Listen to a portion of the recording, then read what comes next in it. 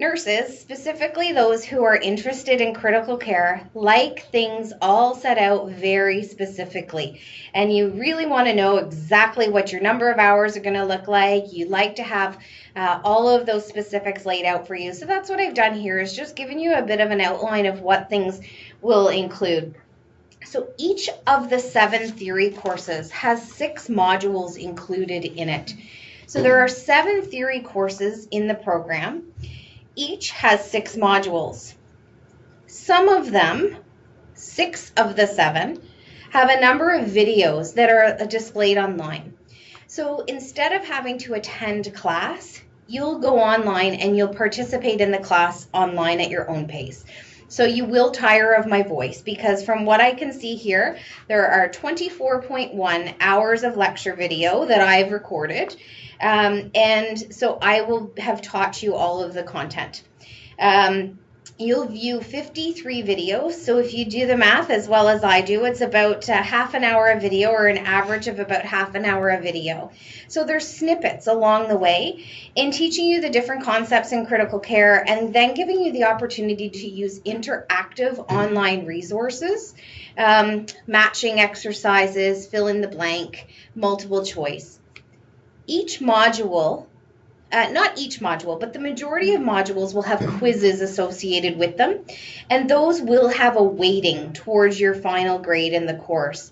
And so if you're moving across this table to the right, you'll see the number of modules per course, the number of videos, the number of video lecture hours. So this will give you an idea when you sit down to study, or sit down after a night shift, when you think that you can focus. I certainly wouldn't be able to.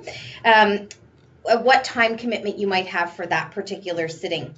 You'll see the number of module quizzes there, and then the percentage is the percentage of quizzes that's associated with your final grade. You'll see that some of the courses have worksheets associated with them, and they're all submitted online through the Blackboard Learning Management System. There may be a case study in each course. There are no papers associated, so there will not be any essay writing or scholarly writing for these, with the exception of a reflection document that you do in your first course. That gives us an idea of where you're coming from.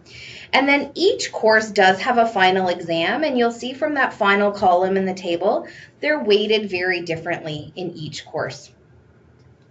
And so I'll let you know what each course entails more specifically. So the first course that you take, you'll see as you move along, the course codes are not in order. So 63 comes before 60.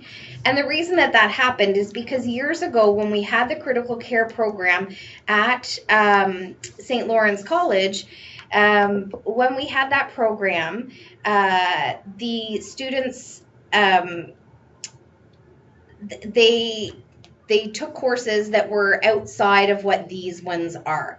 And so because of that, we don't have the same order in the course numbers. And so that's irrelevant, but it does get confusing when you're trying to work your way through. So I've laid everything out in all of the packages that we'll send you in order. So just make attention that number 63 is your first course. And it's Introduction to Critical Care Nursing. It's the critical care service delivery models that you'll see across Ontario and nationally, the scope of practice for critical care nurses and our ethical obligations. We'll look at collaborative practice and appreciation of humanity for ICU patients. For critical care patients, we often forget that they're a human being in the bed, and how we apply humanization to patients who are now being faced with so much technology. And we're focusing on monitors and equipment as opposed to the individual. And then compassion, fatigue, and empathic strain is such an important part of preparing nurses to work in a critical care environment. It needed to be in that first course. The fundamentals, your next course in 60, fundamentals of critical care nursing include fluid and electrolyte imbalance, acid-base balance and imbalance, advanced assessments, end-of-life care, moral distress, and then violence in the ICU and how patients withdraw from addictive substances. So some of these topics will be review for you from your undergraduate program, but it's important to learn them all over again, and then in the context of critical care nursing. The neurological concepts, you'll see as we move through the systems courses, we start head to toe, just the way we assess our patients. You'll see that we always start with anatomy and physiology. So the neurological anatomy and physiology, disorders, brain injuries, and spinal cord injuries, the care of the neurosurgery patient, and the case study.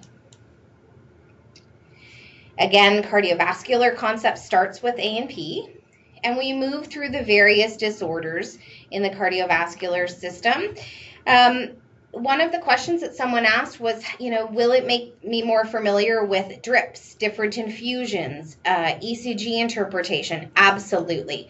So you move through those particular disorders in the beginning of this course, and then we really focus on hemodynamic profiles and the pharmacology used in the critical care area. We'll review basic cardiac rhythm strip interpretation and then move forward in doing full ECG interpretation. Respiratory starts with a review of the A&P, some diagnostic procedures, mechanical ventilation and airway management, and then we move through a case study. The renal and endocrine concepts in critical care are all combined, and you'll see that there are two sections of anatomy and physiology here, and then the various disorders that we as critical care nurses face in renal and endocrine. And lastly, the last theory course is 66, and it's GI and shock. So these are the anatomy and physiology of the GI system, and then an evaluation of patients who are experiencing multiple modalities of shock, trauma, and then case studies will support that learning. So the 7 theory courses are followed quickly with this simulation and nursing skills labs. Those skills labs are set to go in May of this coming year. So with a January enrollment, we'll run those labs in May. And one of the main questions that I've been asked all along is, how are they going to be scheduled? I work full time. How is this going to work with my schedule? So a student needs to participate in 2 full weekends. There are 4 8-hour days, but the simulation labs are being delivered tri-campus. So we have critical care capabilities in our simulation labs on all 3 campuses. We have ventilators and all of the bells and whistles that we need on all 3 campuses. So what we're aiming to do, because we know with the traditional schedule, nurses would have every 2nd weekend off, but with day, night, you'd only have partial weekends off, and oftentimes not 2 in a row or even every 2nd.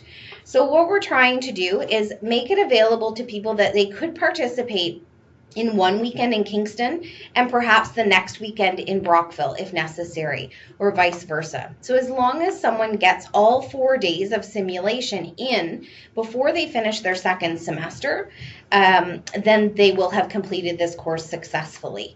There are marking criteria that go along with participating in the simulation lab, and most of them revolve around transfer of care. So providing a report, receiving a report, and then participating in use of the equipment that we use.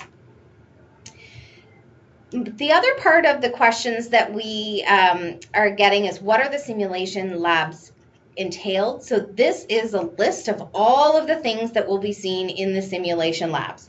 So this word cloud was created with the topics that are covered in the simulation lab. So you will have a wide variety of topics presented in the simulation lab, and we'll work through various case studies with you.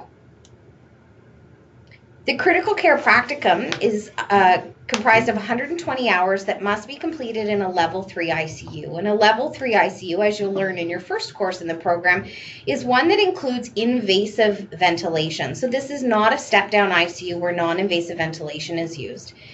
The placements are organized in collaboration with the student. And so if you're someone who is from, we have someone from St. Catharines, we have someone from Ottawa, and someone from Toronto.